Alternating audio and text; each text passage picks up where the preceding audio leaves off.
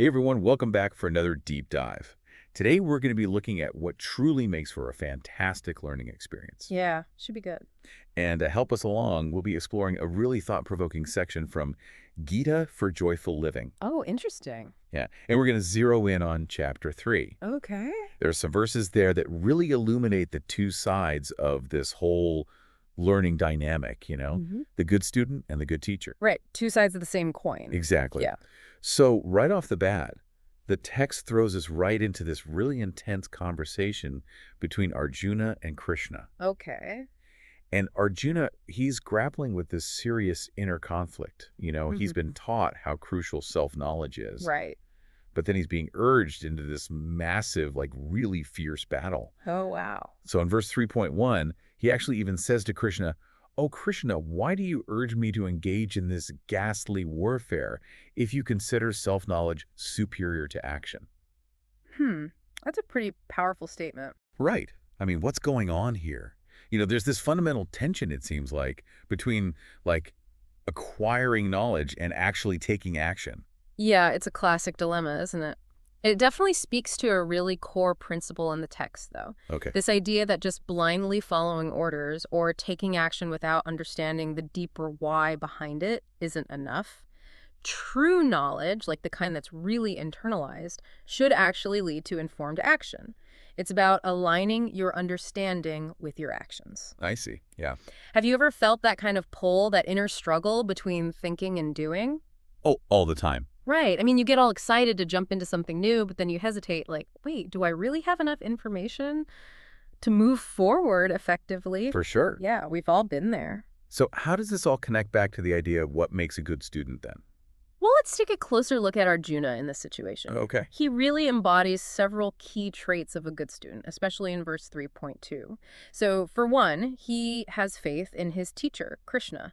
But it's not blind faith. He's not just blindly following. He recognizes his own limitations, and he isn't afraid to ask for clarification when he needs it. He doesn't pretend to know everything. Yeah. He directly asks Krishna, "Tell me decisively what is most beneficial for me." There's this real humility in his words, a sincere desire to truly understand. He wants to know what's truly best for him. That's interesting. So it's not just about obeying without question. Right. It's about trusting the process and acknowledging when you need guidance. Exactly. Being willing to ask the right questions. Right. And, really wanting to grasp the knowledge that's being presented. And I think that sets the stage for what makes a good teacher as well, right? Yeah, I was just going to say, it sounds like that's a big part of it. Totally. So think about Krishna's response to Arjuna. Okay. He could have just easily told Arjuna what to do, commanded him to fight, end of story. Yeah. But he doesn't. He chooses to guide Arjuna. He takes the time to actually explain things, illuminate the path for him. Wow. And while that approach obviously takes more patience, it ultimately leads to a way deeper and more lasting understanding for Arjuna. That's a really good point. Yeah. A good teacher doesn't just dictate. They empower the student to actually think for themselves. Absolutely. They provide the tools, the knowledge necessary for the student to be able to make informed decisions on their own. Right. It's about fostering genuine understanding, not just rote obedience. Couldn't have said it better myself. And think about it. The knowledge that's truly absorbed and understood, that becomes way more powerful and enduring than just blindly following orders. Oh, yeah.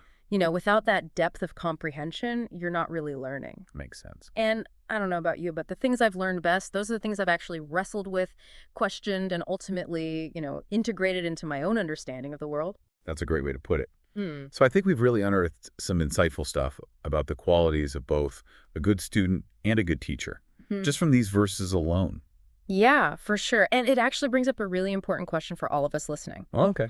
How can you apply these principles in your own life?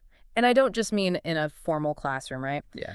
But in everyday interactions, whether you're the one teaching or learning, think about it. How can you approach learning with that same humility, that same thirst for knowledge that Arjuna demonstrates? Right. And then how can you embody that patient, empowering teaching style that Krishna models in your own interactions? Those are fantastic points to ponder. So to everyone listening, we hope you'll take some time to really reflect on these concepts. Yeah.